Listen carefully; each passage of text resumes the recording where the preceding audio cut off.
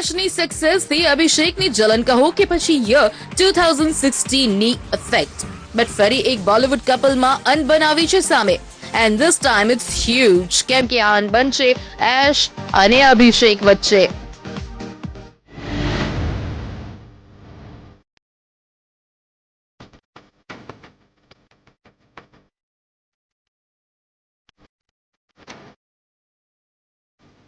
अरे ये क्या हो गया યર 2016 માનો બોલિવૂડ માટે પ્યારની નહીં પણ બ્રેકઅપ અને ઝઘડાઓની જ મોસમ લઈને આવ્યું છે.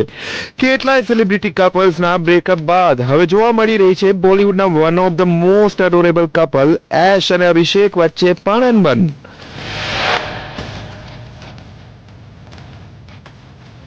Have a look on this video.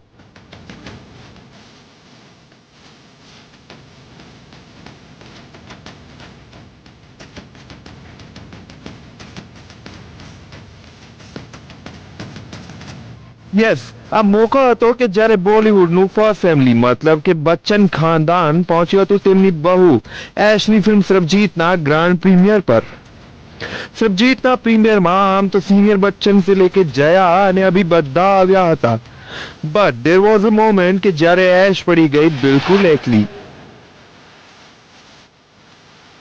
Yes, Amitabh અને જયા તો એશની હौसला અફઝાઈ કરવા માટે પહોંચ્યા હતા, તો એશના હબી અભી લાગી રહ્યા હતા કુછ ઉખડે સે.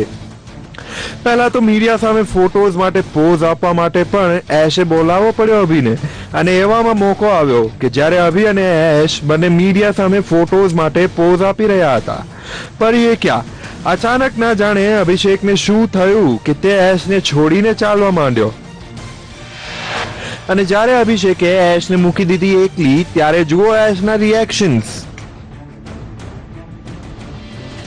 યસ, એશના રિએક્શન્સ અને અભિના બિહેવિયર પરથી સાફ સાફ ખ્યાલ આવી જ જાય છે કે ભલે દિખને में ये कपल खुश दिखे, भले ऐश अभिनी અને अभी ऐशની तारीफ करतो फरतो હોય, बट इन दोनों के बीच नहीं है सब कुछ ठीक ठाक.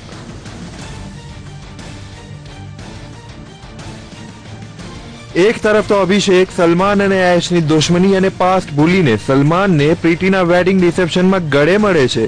સલમાન અને લુલિયાને સ્ટેજ પર ડાન્સ કરાવે છે, હાઉસફુલ જેવી કોમેડી ફિલ્મ કરે છે, દરેક પબ્લિક અપિયરન્સમાં પણ ખુશ દેખાય છે, એશની તારીફ કરે છે.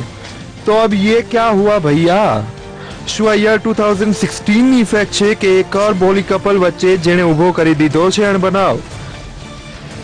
કે પછી એશની સક્સેસ અને અભિષેકની ફ્લોપ કરિયર ભારી પડી રહી છે તેમના રિલેશન પર? क्या यह अभिषेक की जलन है या कुछ और?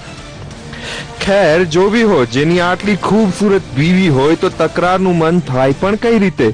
हम तो यही चाहते हैं कि जो बीवी से करे प्यार वो अभी कभी ना करे ऐश से तकरार. ब्यूरो रिपोर्ट, संदेश न्यूज.